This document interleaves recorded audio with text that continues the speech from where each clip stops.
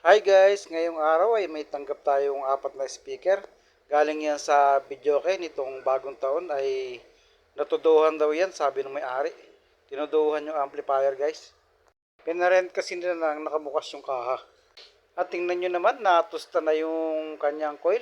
Sunog na sunog, yung dalawa naman ay lukot na rin. Kaya gumawa na lang tayo ng pattern gamit itong panta. Panta ng soft drinks o alak guys. Binibili pa natin yan sa mga junk shop. Matapos nga natin gupitin yan ay liliyahin naman natin para kuminis yung pinaka-aluminum at mawala yung print niya at di maging madulas yung pinaka-magnet wire.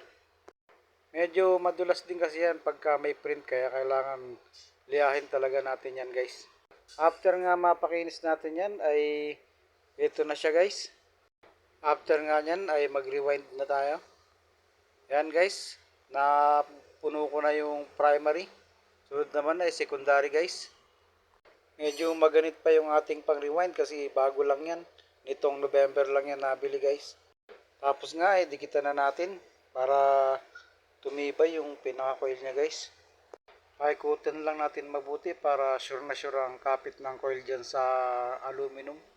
At patutuyuin lang natin yan ng mga ilang minuto para maiset na natin dyan sa speaker. After nga natin yan mapatuyo ay siset na natin dito sa speaker. Eto na nga at isusuksok na natin dito sa kanyang speaker guys. Kailangan lang ay masentro nating mabuti yan para hindi sumayad sa magnet niya yung pinaka-coil niya guys. Mahirap kasi yung paulit-ulit, tatagal lang yung ating trabaho.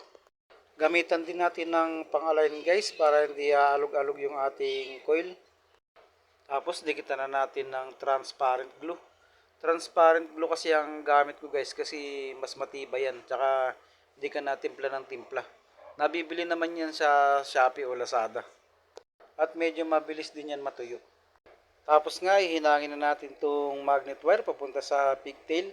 Para pag mamayan, pag natuyo ay mapapag sound test na tayo guys.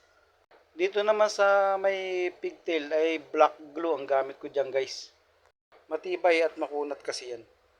Okay, tapos nga ay mag sound test na tayo.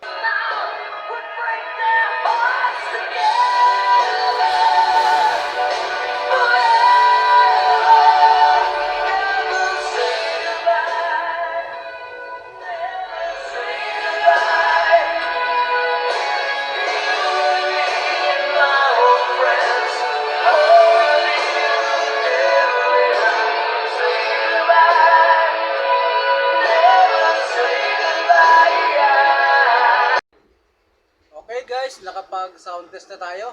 Abangan nyo naman next video guys at ikakabit na natin yan sa kaha ng video okay.